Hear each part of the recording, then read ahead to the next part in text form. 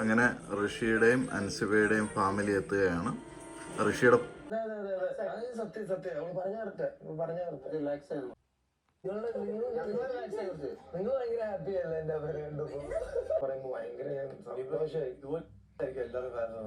അപ്പം ഋഷിയുടെ ഫാമിലി വന്നു. എല്ലാവരും വളരെ ഹാപ്പിയാണ്.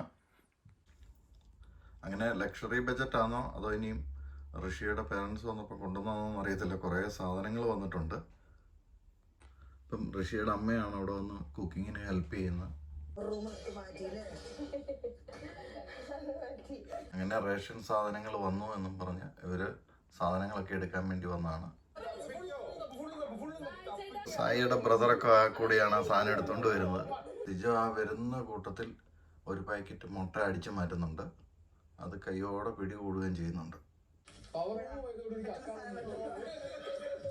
പവറും പോയതോടെ മോഷ്ടിക്കാനുള്ള ഇത് പോയി എന്നാണ് സായി പറയുന്നത്.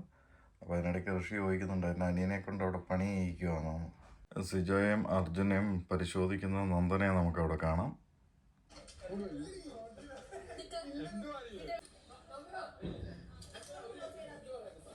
ഋഷിയുടെ ചേട്ടനും അമ്മയും ഒക്കെ വന്നത് എല്ലാവർക്കും വളരെ ഹാപ്പിയായി. Okay, thank you. ഏതായാലും ആ ഒരു പെട്ടിയൊക്കെ ആയിട്ടാണ് വന്നത്. ഇനി കുറച്ച് ദിവസം അവിടെ കാണുമെന്ന് തോന്നുന്നു. എത്ര ദിവസം കാണും എന്നറിയില്ല. ബാക്കിയുള്ളവരുടെയൊക്കെ ഫാമിലിയോടെ വരുമ്പോഴേ അത് നമുക്ക് അറിയാൻ സാധിക്കത്തുള്ളൂ. ഏതായാലും താങ്ക് യു. ഏതായാലും അൻസിബയുടെ ഫാമിലി ഏകദേശം പറയാതെ പറഞ്ഞു കൊടുക്കുന്നുണ്ട്. ജിൻഡോയുടെ കൂടെ നിന്ന് കളിക്കുന്നതാണ് നല്ലത്.